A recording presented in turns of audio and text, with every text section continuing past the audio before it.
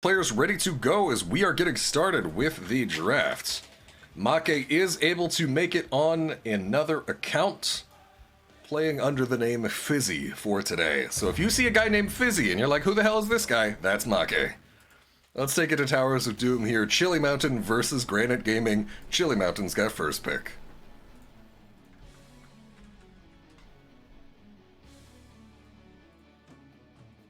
Is there a chance the top team of each will face each other in some world tournament? There is no integration as such between CCL and Masters Clash.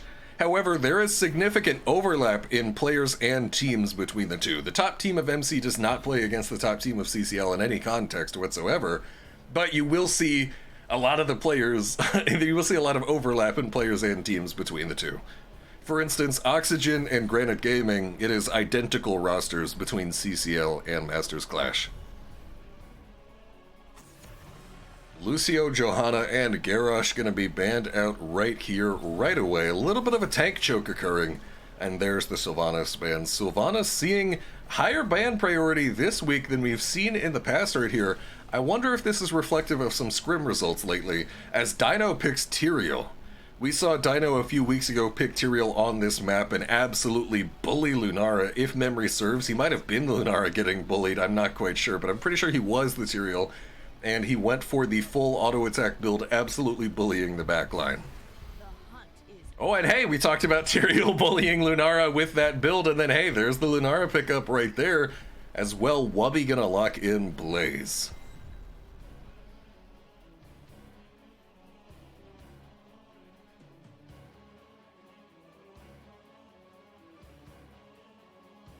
Currently waiting to see what Chili Mountain is going to give us in response to that, but I would generally favor Tyrael in the Lunara matchup. I'm curious to see why it exactly got picked. It could fit into the overall scheme for what exactly Granit Gaming is trying to do, as Ultralisk locks in that Maiev and Banana H gonna be on that Brightwing. If I remember correctly, when I spoke with Cascon, Cavalier Guest, and Galna Gunner about who they believed the best players in Here's the Storm on each character to be, I do believe they might have said that Maiev was best in Ultralisk's hands. He wanted to play Tracer, but they told him Mockery was casting? Yeah, he was too nervous of getting his play put under the microscope. Totally, I'm pretty sure that's what it was. Mephisto gonna get taken away. Granit Gaming not allowing it with that ban right then and there.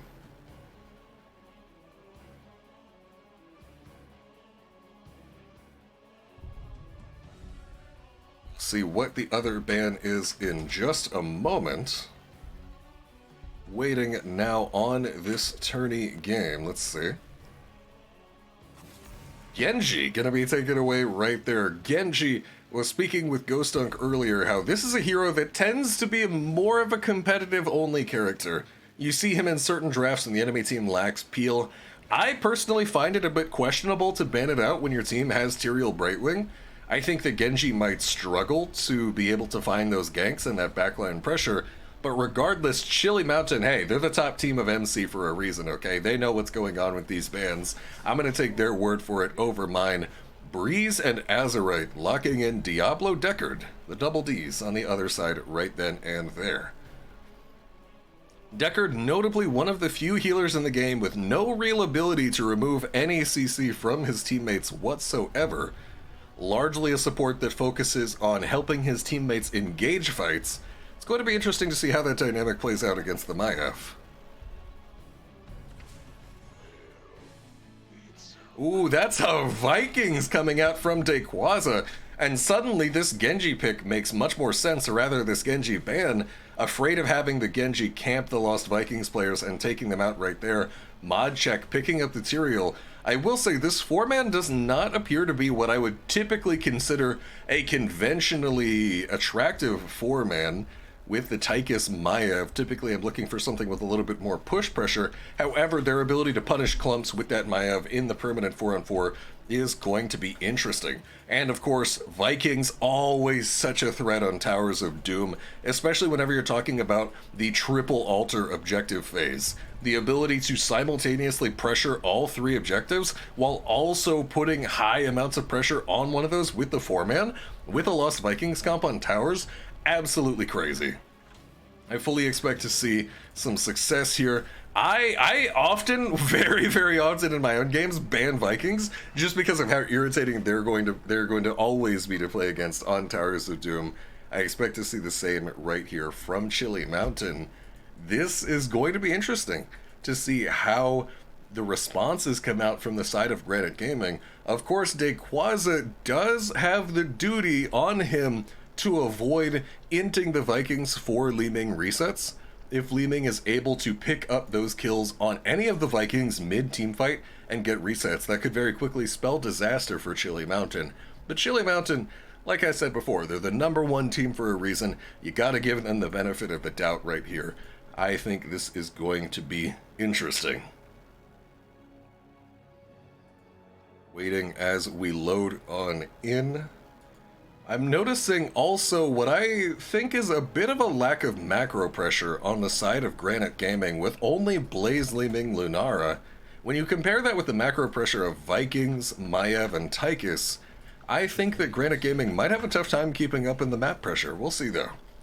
For the side of Chili Mountain, we have Dequaza bringing the Lost Vikings to the table. That's going to be fun to watch.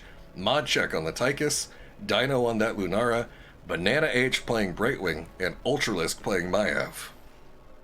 On the other side of the screen, on your right, we have Granit Gaming. Azurite's going to be playing that Lunara, Wubby on the Blaze, Breeze on Diablo, Fizzy on that's going to be Make Fizzy on that Deckard, aka Make, and of course Unforgiven playing that Li Ming. Both teams stepping up for the traditional level 1 fight. Vikings going to go ahead and just go straight to top lane, looking for a bit of that soak right there. Maiev loves to get a multi-tether whenever possible, and this is Ardent Restoration on that Tyrael, so expect to see Dino pressuring out that backline and absolutely getting in Lunara's face in some of these team fights. Granit Gaming, despite having the macro advantage, does not choose to interfere with the rotations of Chili Mountain towards bot lane. The multi-tether coming out, Azurite already losing half his HP, and Breeze dropping very quickly to Tychus damage. That is a super quick first blood. Azurite, gets the potion just in time, will be just fine. But wow, dude. That pressure right there, yanking Diablo by Ultralisk into the team for Mod Check to just stand there and absolutely obliterate his health bar, already showing you how this is going to be a major threat. The members of Chili Mountain actually have Ultralisk soloing the Sapper camp using that Nisha's Memento. Dino now coming over here to interrupt, to interfere with Azurite.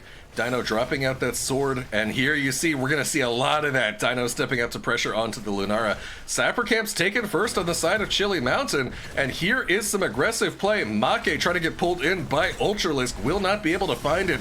Breeze steps in looking for the wall bang. Mod check going to be a-okay thanks to the phase shift received. Unforgiven taking a bit of damage, able to blink gun out of there. Eric will get killed by Blaze, but hey, I think I'd rather lose my Eric and take a Sapper camp than the other way around.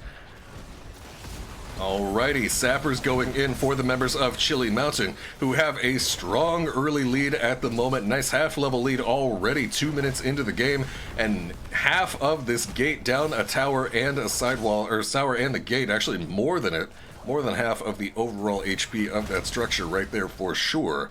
Chili Mountain is starting to back off. Dino hearthing in the bush. Tyrael, I will say, if he is one thing when you're spamming all your abilities, he is mana hungry. You can absolutely pressure the backline right there, but Dino's going to use whenever downtime he can in order to reset that mana bar and ensure that he's healthy enough and got enough mana to continue to pressure those backlines in these fights, especially as he scales into getting some of his power spikes right here. Speaking of power spikes, let's go ahead and take a look at those talents. So sorry for not getting them to you earlier, but we can see what we've got in store this game.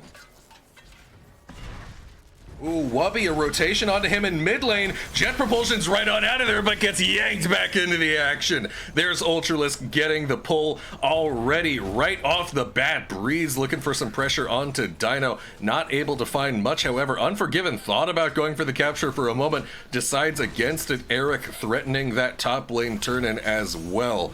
The Vikings, Eric, yep, going to prevent Azurite from getting the free capture. Might get stunned by Breeze, actually not able to find it. Brightwing able to get the capture of the altar on bot side. Chili Mountain wants to pressure all three of these altars at the moment while simultaneously pushing bot lane. The bot lane pressure continues. Meanwhile, Azerite and Breeze forced up here on this top side. Dino getting yet another stall.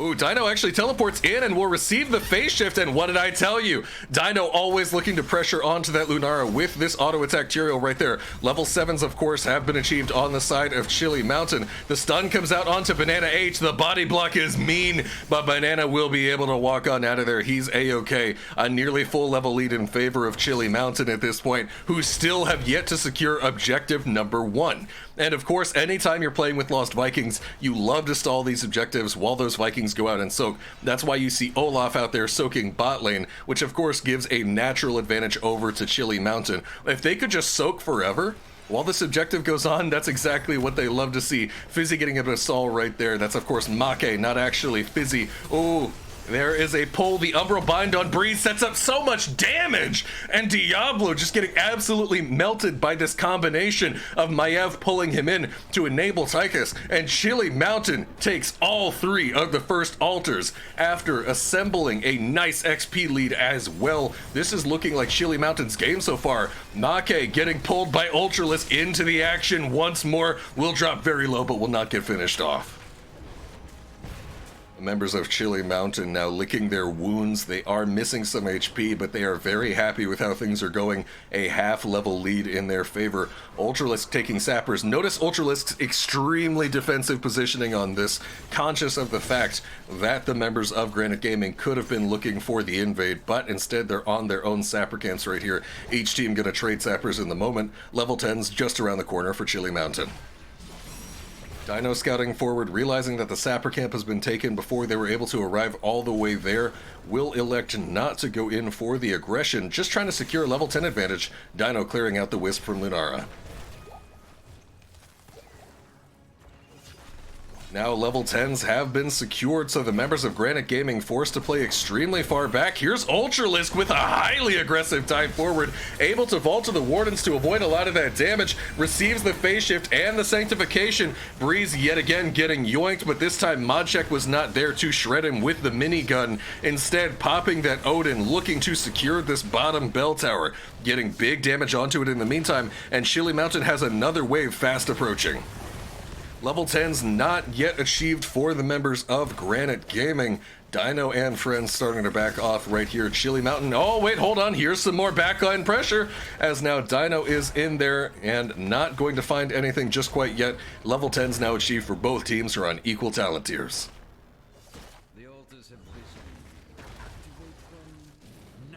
Looks like we're going to see Azerite capping this as Wubby zones out Eric, allowing Azerite to get the capture. But wait a minute, how many times have we seen this? Breeze getting yoinked in to the members of Chili Mountain, setting up Modcheck, just absolutely shredding him. If we look at the statistics, you can see it right here. 4 deaths on the side of Granit Gaming, 3 of them being Breeze on that Diablo. Tychus just absolutely doing whatever he wants. Make getting flanked by Dino at the moment. Unforgiven as well, has nowhere to go, will go down. 5 deaths in 7 minutes for Granit Gaming, who have yet to pick up a kill on a non-Viking. I say that though, Lunara picking up a kill right there onto one of the Vikings, Dayquaza grouping them all up in the top side. Now, Wubby and Azerite looking for whatever pressure they can get. There's the jet propulsion onto Olaf. Dayquaza actually dodging the choking pollen right there. Breeze gonna finish off the kill with the shadow charge. Here's Ultralisk looking for it, actually self-canceled the auto attack, not able to find the pull onto Wubby, but will go ahead and use Nisha's Memento to pressure out this top sapper camp. Meanwhile, in bottom lane, we have Make and Unforgiven sieging back, hoping to get this bottom bell tower back quickly, because Chili Mountain is amassing quite the advantage at rapid pace for Towers of Doom. Both sapper camps for each team are available. Level 13's available for Chili Mountain, so they would love to play aggro if at all possible, and look for either some kills, some defense of this bottom bell tower, or a sapper camp invade. Dino teleporting to his sword, because why not? And meanwhile, again, we see Ultralisk taking out his own sapper camp on the side right there. Still level 13 advantage in favor of Chili Mountain.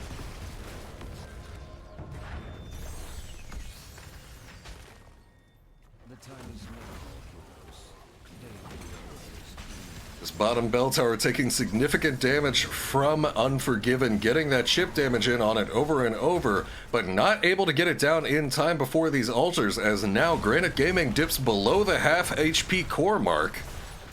Ultralisk doing a lot of damage to this wave in the moment. There's the rubies from Deckard. Now identical talent tiers. Diablo getting yoinked in yet again. Dino actually going for the interrupt. I say that he doesn't have holy ground. Somebody else interrupting the stay a while and listen. Lightning breath coming out from Diablo to prevent these sappers from making it all the way into the death zone. Ultralisk looking for the pull onto Diablo, does find it. Mod check once again in Odin form right now, trying to get whatever pressure they can. And at the moment, Chili Mountain content to just hold on to bottom bell towers forever as the Vikings soak the other lanes. Not trying to get greedy and go on to too much else at the moment. Breeze getting polymorphed, setting up Modcheck to look for the damage. Modcheck able to avoid the jet propulsion right there. That is a big Maiev ult at the moment, getting everybody inside the cage. Ultralisk dropping very low, will go down, but so does Azerite. It's a 1-for-1 between these two teams. Modcheck is next on Breeze's radar, but that's a massive sanctification. Everybody inside it. Wubby running away, but this isn't his own bell tower. This is an enemy bell tower. Wubby is next to fall. 2-for-1 in favor of Chili Mountain, who continue the chase, but Breeze is too healthy. They're gonna walk right on out of there. Level 16 now is what Chili Mountain is thinking about. They're going to have it any second. Really just dashing the chances of Granit Gaming after that 2-for-1 of even hoping of contesting this anytime soon, but they are in fact going to go for it as Lunara respawns now. Blaze still 7 seconds away from respawning. Down 16, Granit Gaming starting to get a little desperate. They need to make something happen. Dayquaza looking for the capture of both altars at the moment with these Vikings. Breeze gonna go for the stall, not gonna be able to find it. Altar number 1 and altar number 2, both of them secured by the Vikings players as Dino goes in, followed up by Ultralisk, setting up the huge damage. That is a fast double kill. Breeze now starting to walk away, popping that lightning breath, which will hold him in place, setting him up to be kill number 3. Chili Mountain doing whatever they want in this game against Granit Gaming. Only 36 core HPs, only one single altar capped so far by Granit Gaming. Perhaps for the entirety of this game with how this is going to go. And all of a sudden, Unforgiven yoinked right back into the action. Will be next to go down. Breeze is on Chili Mountain's radar, but he's got a lot of HP. Olaf with the stun, the sanctification, so they can kill him in the death zone.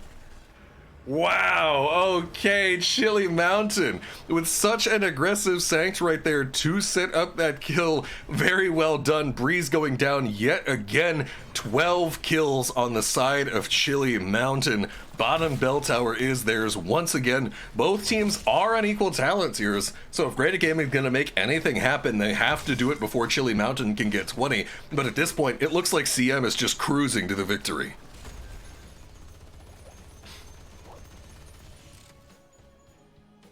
Now CM returning to the bot lane as the Vikings soak these side lanes, and they're going to invade the sappers as soon as they spawn. Of course, if you want to win a game quickly on Towers of Doom, taking these sapper camps often is definitely part of it, unless you can get a 6 cap, then that's even better, but 6 caps are quite the high bar. Breeze now stepping up here, not able to find a wall bang onto anybody who was maybe thinking about it. These triple altar phases, I told you, these are where it's absolute hell to play against Vikings, and their ability to pressure the entire map all at the same time. Wubby, Breeze trying to zone for him so he can secure the capture, but with Eric right there, it's not able to happen. Both of the back caps, there's only 1 core HP remaining. Actually, no, wow, okay. Okay, wow, that's just... That is a 12.5 minute Towers of Doom game. The map that out of the entire game goes the most late game. 12.5 minutes by Chili Mountain, absolutely doing whatever they wanted the entire time. The only non-Viking to die at all was Ultralisk with 1 death. One of the most one-sided Towers of Doom games I have ever seen. I remember back in the day when I was playing competitive, we won a game in 13 minutes on Towers, and we felt like we stomped that. And they still beat our timing right there. Absolutely crazy. Let's go ahead and take a look at that post-game scoreboard right here.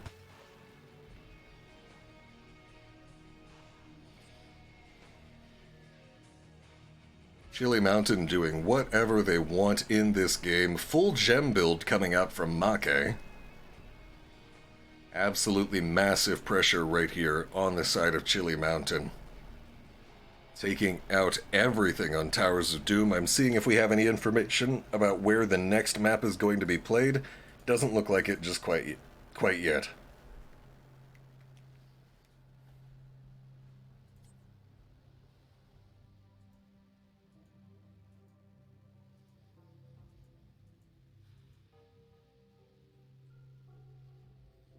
"100% of the team's depths."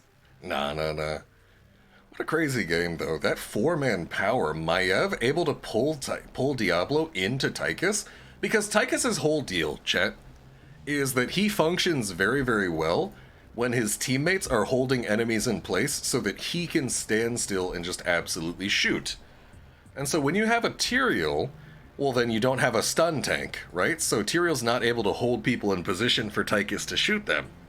So you solve this by just getting that CC from your teammates, with Maiev able to pull people into Tychus's range so Tychus can simply stand still, turret mode, and do whatever he wants. Absolutely massive pressure here, and we do in fact know what game number 2 is going to be. Chili Mountain choosing the map of Infernal Shrines, Granit Gaming taking first pick after that first loss right there.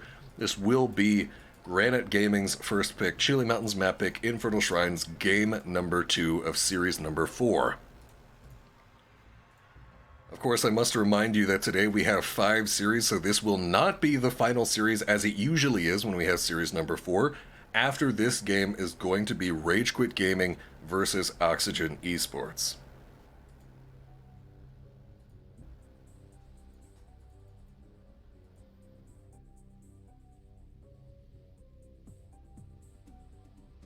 That sanctification in enemy kill zone was still just absolutely wild, though. When I saw that, I was just like, oh, it's over. When I saw that from Dino in enemy kill zone to go for the kill on Breeze. Absolutely insane. In last game here, we're waiting to start the lobby in game number 2 of Chili Mountain versus Granit Gaming, and here we go. We've got our draft Infernal Shrines.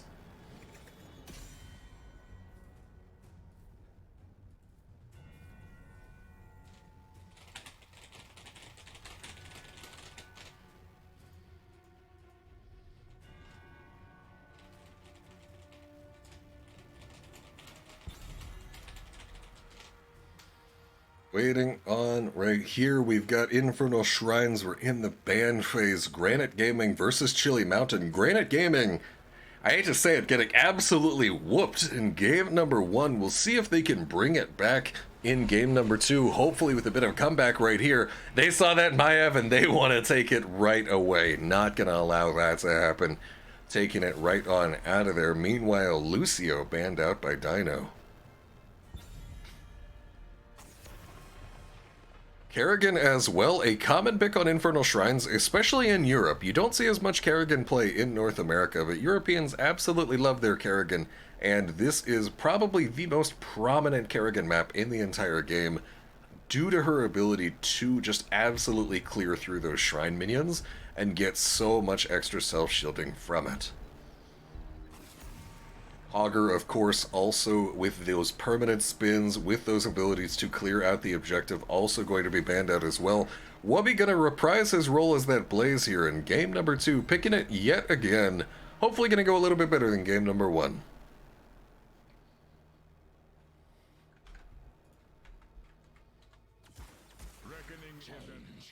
Reckoning is at hand as Dino wants to return to the Tyrael as well. Dino's having far too much fun diving in enemy backlines, playing that full Ardent Restoration aggressive build right there. It is absolutely huge with the damage pressure. As we saw before with Oxygen, Chili Mountain picking both of their front lines before the third ban, not showing too much about their comp's preferred damage structure and what they're going to do. Rhaegar and Vala from the members of Granit Gaming. And I gotta say, that's a really squishy backline that opens you up to potentially being wrecked by things like Tracer, by Zeratul. I always want to see a Tracer, but there are certainly a lot of options that can punish a squishy backline.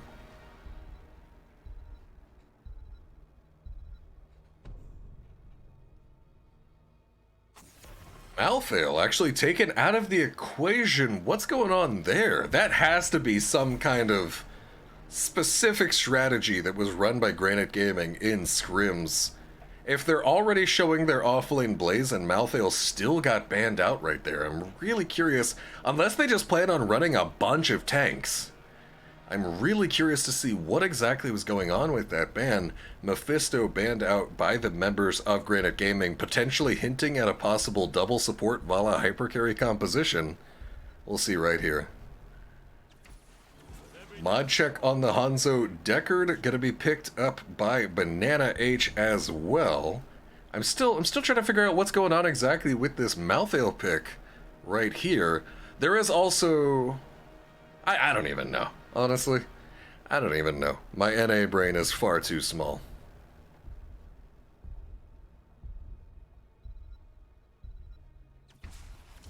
And here we now have Unforgiven on the Uther, and Breeze going to be playing that ETC. This is indeed a double support composition, as the Mephisto ban hinted at. Mephisto considered one of the best counters to double support there, able to punish the 5-on-5 teamfight, and able to pump out so much damage that you can still even overpower double support's healing. No surprises there. The Malthael, certainly an interesting ban. What's going to be the last pickup for Ultralisk? We're going to see a Gul'dan. Lot of macro pressure, lot of shrine pressure coming out from the members of Chili Mountain. Gul'dan and Hanzo both able to contribute high efficiency clear of the shrine, high macro, as well as just comical amounts of sustained damage. The Deckard this time going from Make to Banana H. I'm curious to see how it works here.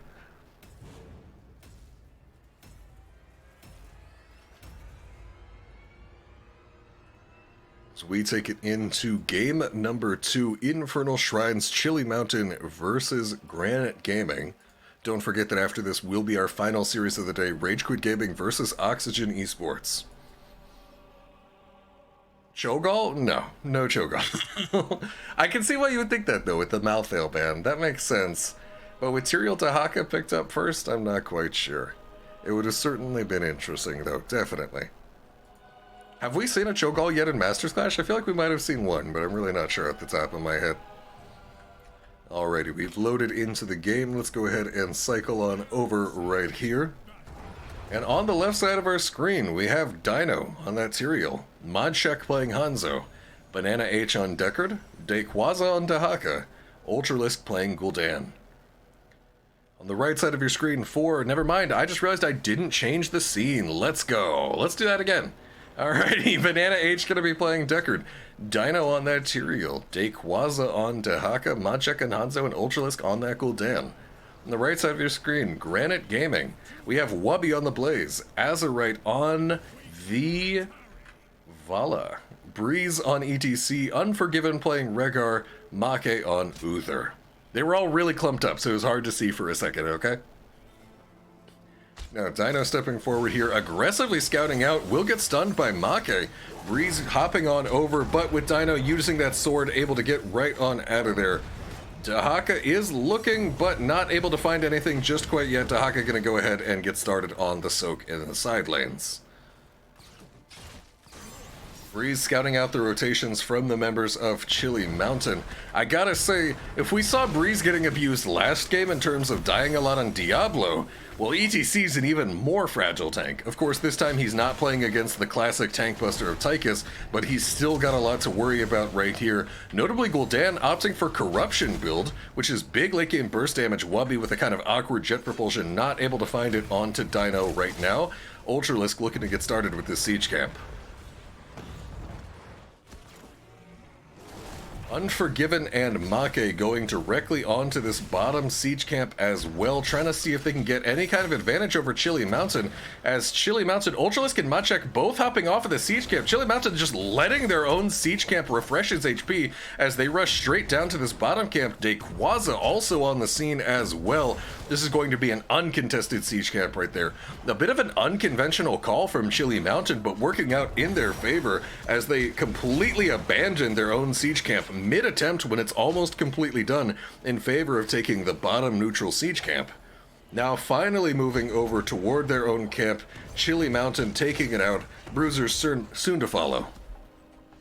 Ooh, here's Wubby looking for the rotation, however, stepping right onto this point. Level 4 secured for Granit Gaming, who do have an advantage on this fight. They're 5-manning onto Tyrael, and Dino will go down. What an invade from the members of Granit Gaming, and that's how you get back into this game. I don't think I've seen a game go like this in a while. That is one of the weirder openings to Shrines I've ever seen. I don't think I've seen a game ever shake out exactly like this. Dequaza landing the tongue onto Wubby, who jet propulsions right on out of there. Again, both teams having their level 4s at the moment. Dino taking a moment to decide on his. Will go the conventional Ardent Restoration Tyrael backline punish build. And off of that invade from Granit Gaming after securing the aggressive siege camp capture, which is still alive by the way, getting a lot of damage onto this mid-fort wall. A slight XP lead in favor of Granit Gaming.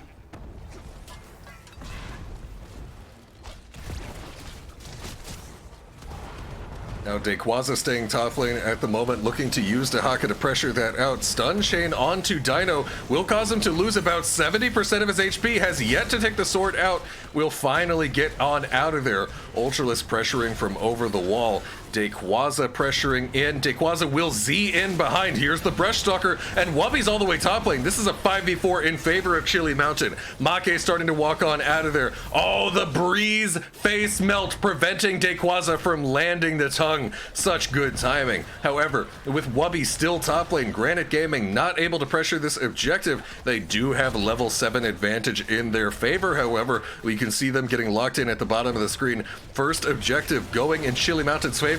Here's Dequaza, big pressure onto him, lurking strain, buying him some time, but in the middle of 4 members of GG will go down, and GG looks like a whole different team here in game number 2 as they're able to pick up the kill onto Banana H. That's a triple kill now, actually a double kill. They picked up a kill earlier. Azerite starting to back off. This Punisher is going to jump soon. There it is onto Azerite and Breeze Cleanse coming out. The members of GG starting to file back right here, and this game just really, so far, going exactly how GG wants it to go. Yes, they lost that first objective, but if you're able to get kills and get more soak than the enemy team, then of course you give them the first objective. Easily, no brainer whatsoever. Dino now rotating onto Wubby. Wubby utilizing that adrenaline stim pack to make sure that he's able to waltz away from that gank, not going to be in too much danger, and going to go ahead and clear out that top side. Granit Gaming taking their own siege camp. Chili Mountain, while Granit Gaming takes their siege camp, is going to take the neutral camp, or at least start to aggress onto it. Dehaka likely has Brushstalker available right now.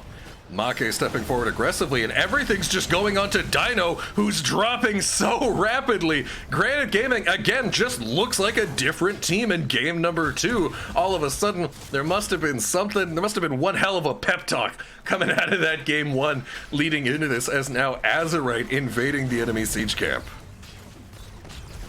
Very well played by the members of Granit Gaming, who are just about to hit level 10 off the back of that invade. Dequaza is here on the scene, as well as Banana H. Level 10's now secured for the members of Granit Gaming.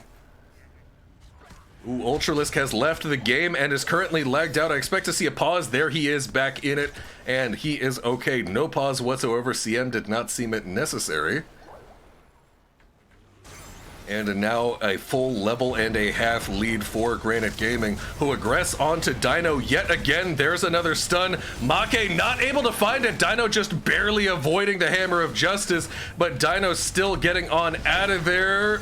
Ooh, there it is. Another kill onto Dino yet again, who has 3 of the 5 deaths. And this is an absolute reversal of game number 1.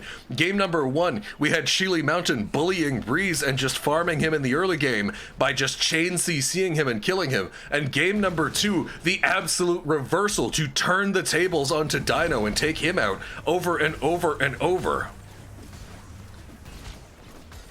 Make is back on his Make account. Clearly that's what it was. He played on Fizzy last game, and that's what caused the problem. Dequaza not able to land the tongue onto Wubby as he jet propulsions away, and now level 10s for both teams have been secured.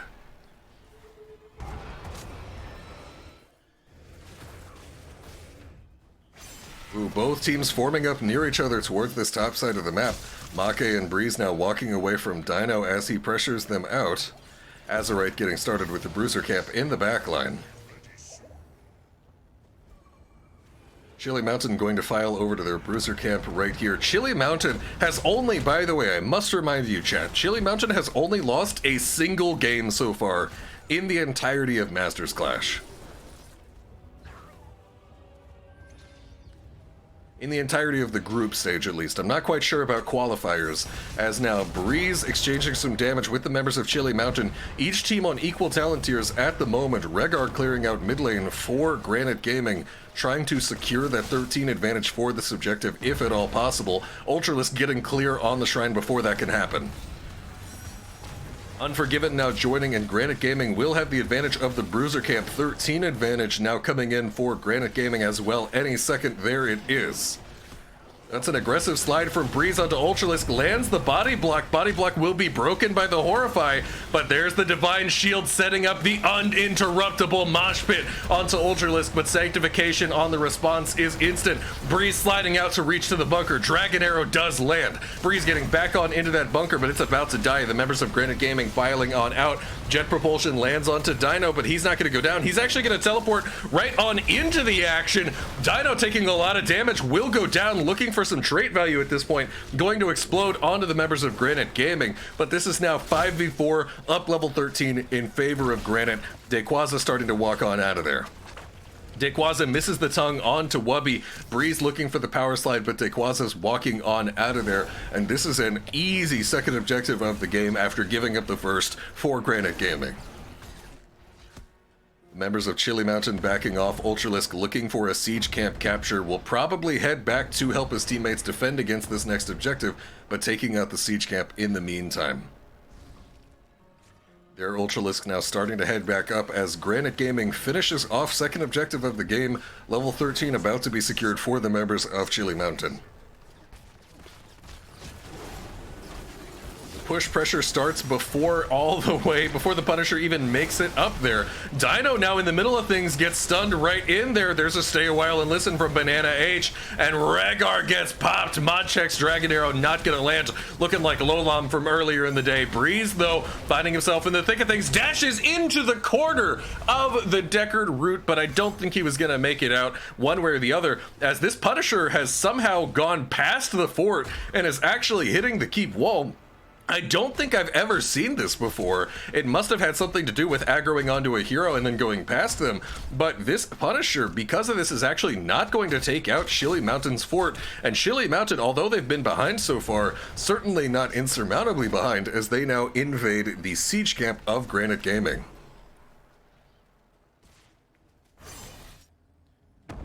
Chili Mountain taking the neutral siege camp in the bottom side of the map. Granit Gaming reeling after losing a few members in that attempted objective push in the top lane. Banana H able to secure this. Red team, I have finally securing that top fort right there after the Punisher failed to do so in the push earlier. Make and Dino exchanging some blows in this bush, and that's a Wubby Jet Propulsion deep onto the back line. Hold on a second, both teams trading hits. Here's a bunker. ETCs is here. This is a full 5-on-5, but it's simply going to dematerialize as soon as it started. Right there. It looked like a quick 5-on-5, but no, the members of Granit Gaming said, let's back off, let's look for that 16. Wubby venturing all the way to the top lane, looking for that soak. Still all 5 members of Chili Mountain on the scene. Breeze doing a good job of juking out that Tahakatang. Here's a very aggressive Dino positioning. Notice that Breeze is camping on his sword. Oh, the stay a while interrupts Breeze's slide. Able to pick off Make in the meantime by Chili Mountain. Wubby now finally heading here. Level 16s have been achieved for Granit Gaming. Wubby actually still in mid lane. The dive continues from Dino. Arrow does not connect, but Tongue does. Lands the kill onto Vala. Granit Gaming looked so solid early game, but starting to lose out here in the mid late. Chili Mountain able to take this bottom fort. And taking this bottom fort is particularly effective for the members of Chili Mountain because the next objective of the game will be in the bottom lane. So of course, not only do they have the healing fountain to help them secure this objective, but also if they do win the objective, it will pressure onto Granit Gaming's keep, whereas if Granit Gaming wins it, it will pressure on to Chili Mountain's fort. Certainly advantage in Chili Mountain's favor at the moment. All of a sudden, Wubby now getting the stun onto Banana H will get absolutely smacked by the Herodic staff in response, and all of a sudden the members of Chili Mountain are here. They don't have any ults available, but they don't need it if they can land tongues at a bunker just like that from Dayquaza. Very well done. Make barely avoiding that Deckard root will be able to walk on out of there, and all of a sudden Chili Mountain looking very solid once more, getting all the kills that they want onto Granit Gaming in this mid-late game. Blaze is going to respawn at approximately the time that this objective will be going up at all. Dayquaza using this downtime in between the action to clear out this pushed in top lane. The members of Chili Mountain taking the siege camp on their side.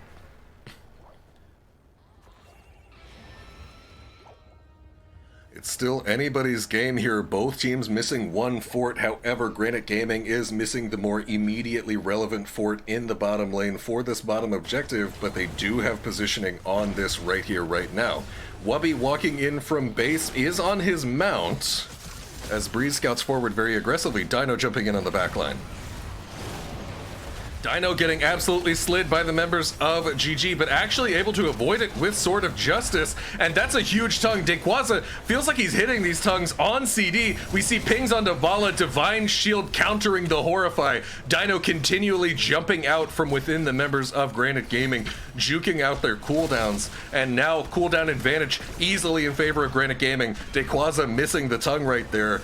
A slight lead in the clear on Shrine. Wubby landing the jet propulsion into the backline on Ultralisk, not looking for anything yet. Dino gonna get stunned out, pops the Sanctification just on himself as the rest of his team clears out this Shrine. A Shrine clear advantage easily in favor of Chili Mountain. Ultralisk though dropping down low will fall. Deckard's also in the mosh pit. The old man's dancing. They have the Punisher with them. Banana trying to heal himself will go down. There it is. Azerite able to roll on out of the action. Make will fall, but that only increases the healing available to the members of Granit Gaming, who currently have a 2-for-1 in their favor. Dayquaza able to finish off Azerite. I spoke too soon. It's a 2-for-2 with Punisher for Chili Mountain, easily advantaging them. Chili Mountain now stepping forward with this Punisher, with no Vala alive to defend. That is most of the defensive pressure from Granit Gaming dead. Their sustained damage source not available at the moment. Unforgiven taking a lot of damage from Dino as he steps forward very aggressively. Dino causing Unforgiven to lose more than half of his HP. Top fort going down to Chili Mountain's Bruiser Camps. It is worth noting as, Dayquaza going down to Granit Gaming. That's a 3-man Dragon Arrow though from Modcheck.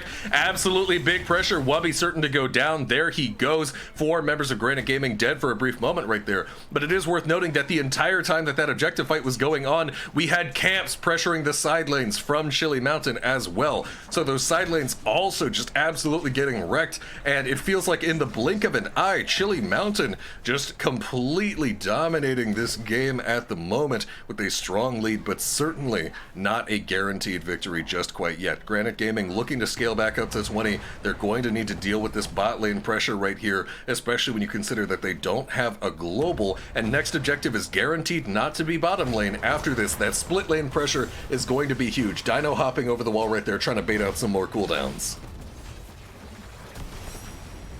The mid-keep gate going down as Rehgar and Blaze are still not alive on the side of Granit Gaming. Chili Mountain getting all the push pressure that they can. I saw Ultralisk queuing absolutely nothing, tossing that fell flame behind him. And this mid-keep already half HP. Granit Gaming, though, about to secure level 20s. Ooh, here's Dayquaza looking for the tongue, not able to find it out of the bush. There it is, not able to find it. Granit Gaming now about to secure 20. Chili Mountain must be conscious of this.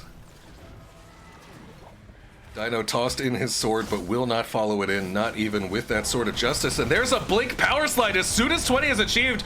Almost kills Modshek, but somehow able to get out of there. Lands the Dragon Arrow in response, and Rehgar will fall without even using the Ancestral Healing. Same thing with Mosh Pit, will not go off as well. Modshek getting pressured by Wubby in the backline. Ultralisk trying to finish off Make if he can. Make will fall to Dayquaza. Dino now diving in on Azerite, and we already have the Siege Camp and the Catapult pressuring onto Core in bot lane.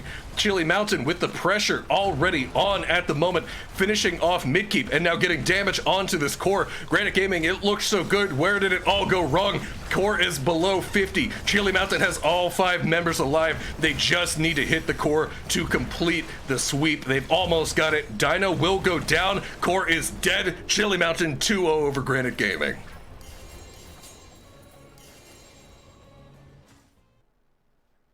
I thought GG had that at the start. In the early game, I thought GG had that. And then roughly around level 13, I just think the whole dynamic of the game changed. And there's a very key talent that kicked in for that as we look at this post-game scoreboard right here. And that key talent is Sword of Justice. This level 13 talent for Tyrael, which allows Tyrael to swap with his sword 1 additional time after doing so. Because the early game was dominated by Granit Gaming CC chaining down Dino, but Dino was able to avoid this and start baiting out cooldowns from GG in the late game, well, really in the mid-late game, starting with that level 13 when he was able to jump back out of the action. And all of a sudden, the primary mechanism through which Granit Gaming was able to get those early game advantages was no longer relevant. And from that point on, it was Chili Mountain's game. Absolutely taking care of everything. Notice that Tyrael's build at 20, very often this particular build from Tyrael will go Eldruin's Might, increasing their attack speed, but Dino, fully aware that the way GG was getting advantages was by killing him, instead opts for the defense of the Angels. Granit Gaming getting 2-0'd by the members of Chili Mountain in our 4th out of 5th series of the day. That is crazy. I really thought Granit Gaming had that in game number 2. What a way to close this out.